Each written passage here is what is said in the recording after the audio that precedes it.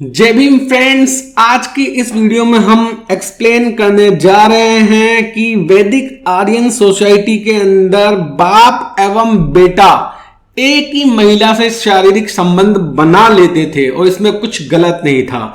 इसके लिए हमने बाबा साहब अंबेडकर की बुक रिडल्स इन हिंदुइज्म खोल लिया है और चलते हैं हम पार्ट 3 पॉलिटिकल में। उसकी riddle number 23, the Kaliyuga, why have the Brahmins made it unending.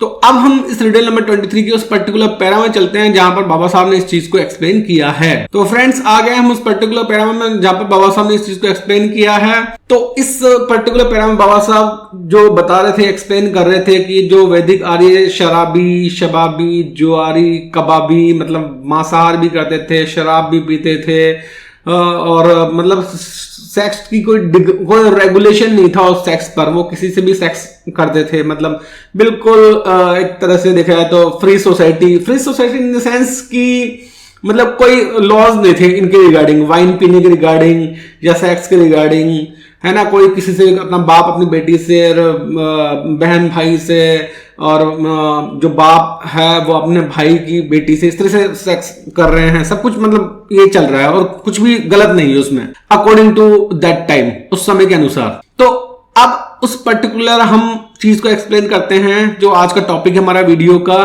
कि बाप और बेटा दोनों एक ही वुमेन्स के साथ में सेक्सुअल रिलेशनशिप स्थापित करते थे। There are cases of father and son cohabiting with the same women. Baba Saheb कहते हैं कि बहुत से ऐसे केसेस, एग्जांपल हैं जहां पर फादर और सन एक ही वुमेन के साथ में कोहेबिट कर रहे हैं, यानी सेक्सुअल रिलेशनशिप स्थापित कर रहे हैं। एग्जांपल के तौर पर उन्होंने कहा कि Brahma is the father of Manu and Shatarupa is his mother. तो जो मनु है उसका बाप है ब्रह्मा, पिता है ब्रह्मा, और उसकी मदर है शत्रुपा, और ये शत्रुपा इस ब्रह्मा की बेटी भी है। ठीक है, तो मतलब जो मनु है उसके माता पिता कौन हो गए? ब्रह्मा और शत्रुपा, इसके माता पिता हो गए। लेकिन ये शत्रुपा है ब्रह्मा की बेटी।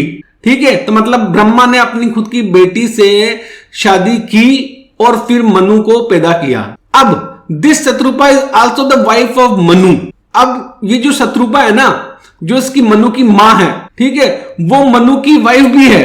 This Shatarupa is also the wife of Manu. तो इसका मतलब ये होगा कि बाप बेटे ने सेम औरत से रिलेशनशिप स्थापित किए थे। दूसरा एग्जांपल देते हैं Baba Saheb. Another case is that of Shraddha, she is the wife of Vivasvat, their son is Manu, but Shraddha is also the wife of Manu.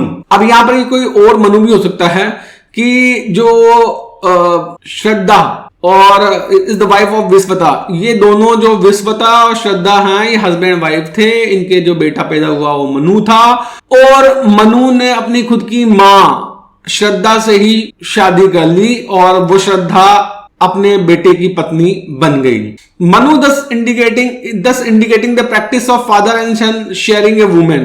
तो इससे पता लगता है कि जो उस वक्त father and son sharing a women, मतलब फादर और सन दोनों एक ही महिला के साथ में फिजिकल रिलेशनशिप बनाते थे।